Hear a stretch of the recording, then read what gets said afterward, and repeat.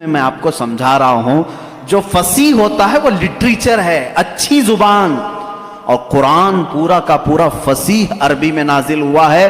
ایک حرف بھی ایسا نہیں ہے جو عام لوگ یوز کرتے ہوں، ایک حرف بھی ایسا نہیں، اور صرف قرآن ہی اس طرح ہے. اور اسی وجہ سے اللہ رب العزت نے چیلنج پہ چیلنج کیا ہے قرآن پاک میں. چیلنج کس کو کہتے ہیں معلوم ہے نا آپ کو؟ لا کر کے دکھاؤ. اللہ تعالیٰ نے 4 جگہ پر چیلنج فرمایا. پہلا تو یہ ہے قُلْ لَئِنِ اجْتَمَعَتِ الْإِنسُ وَالْجِنُّ عَلَىٰ أَن يَأْتُوا بِمِثْلِ هَذَا الْقُرْآنِ. اللہ تعالیٰ فرماتا ہے اے محبوب آپ فرما دیں سارے انسان جمع ہو جائیں، سارے جنات جمع ہو جائیں، دنیا میں جتنے انسان ہیں سب جمع ہو جائیں، جتنے جنات ہیں سب جمع ہو جائیں. اور اللہ فرماتا ہے کہ وَلَوْ كَانَ بَعْضُهُمْ لِبَعْضٍ ظَهِيرًا، آپس میں ایک دوسرے کی مدد بھی کریں. کس بارے میں جمع ہو کر کے کیا کریں؟ عَلَىٰ أَن يَأْتُوا بِمِثْلِ هَذَا الْقُرْآنِ، اس قرآن کی طرح ایک اور کتاب لا کر کے دکھائیں. یہ پہلا چیلنج تھا. عرب والوں کو چیلنج تھا، جو عرب والے عربی جانتے تھے. اگر یہاں والوں کو بولے ہوتے پتہ نہیں کیا ہوتا، دوسری زبان ہی نہیں ہے تمہاری. عرب والے جو عربی میں ماہر تھے ان کو ہی چیلنج ہے کہ یہ عربی میں قرآن اترا، اس طرح کا ایک قرآن لا کر کے دکھاؤ. پورے قرآن لانے کی بات چل رہی تھی، نہیں لا سکے، زمانہ گزر گیا.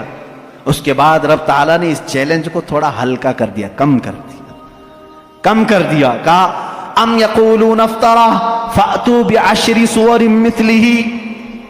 یہ اللہ کے کلام پر جھوٹ کہتے ہیں، حضور کو کہتے ہیں شاعر ہے، ساحر ہے، جادوگر ہے. اے رسول ان سے کہہ دیں پورا قرآن تو اب تک بنا کے نہیں لا سکے، اس کی 10 سورتیں بنا کر کے لاؤ، اس کے جیسی 10 سورے بنا کر کے لاؤ. حضور اکرم صلی اللہ علیہ وسلم نے چیلنج کیا مکہ والوں کو، اور وہ آپس میں چمی گوئیاں کرتے رہتے تھے.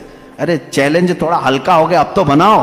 پوری کتاب نہیں، 10 سورے بنانا ہے. 114 سورتیں ہیں قرآن کی، اس میں سے 10 سورتوں کی برابر کوئی سورے لے کے آؤ. نہیں لائے. پھر اس کے بعد اللہ تبارک و تعالیٰ نے تیسری مرتبہ جا کر کے اور چیلنج کو کم کر دیا. وَإِن كُنتُمْ فِي رَيْبٍ مِّمَّا نَزَّلْنَا عَلَىٰ عَبْدِنَا فَأْتُوا بِسُورَةٍ مِّثْلِهِ. اگر تم کو شک لگتا ہے جو کچھ بھی ہم نے اپنے بندے پر اتارا ہے تو لاؤ اس قرآن کی طرح ایک ہی سورے. کتنی؟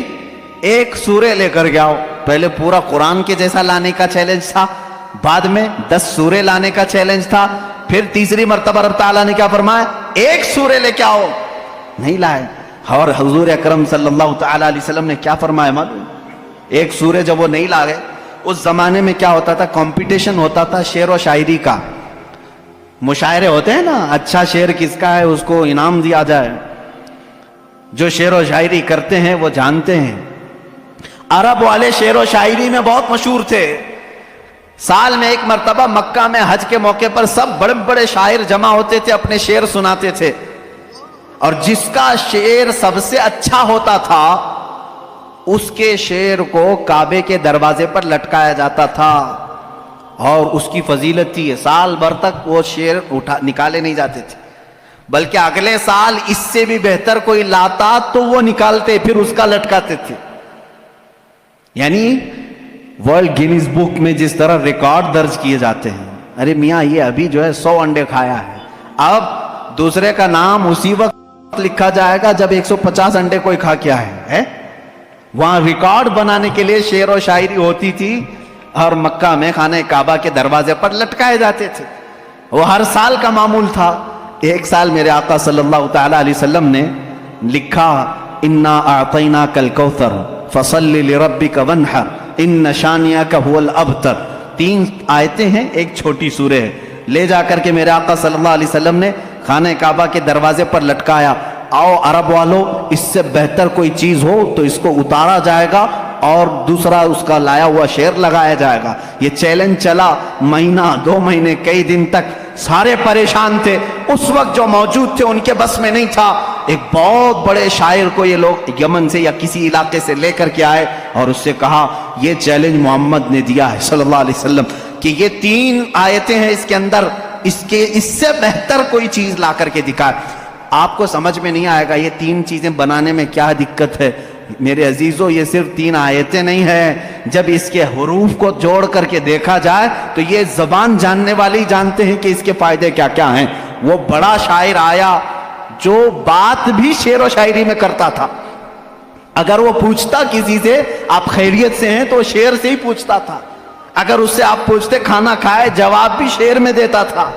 وہ آیا جب اس نے دیکھا کہ خانہ کعبہ پر یہ 3 چیزیں لٹکائی گئی ہیں، اِنَّا أَعْطَيْنَاكَ الْكَوْثَرَ فَصَلِّ لِرَبِّكَ وَانْحَرْ إِنَّ شَانِئَكَ هُوَ الْأَبْتَرُ، اس سے کہا گیا جواب لکھو اس کا، تو اس نے اپنے ایک ٹکڑے میں لکھا مَا هَذَا كَلَامُ الْبَشَرِ، یہ بشر کا کلام ہو ہی نہیں سکتا۔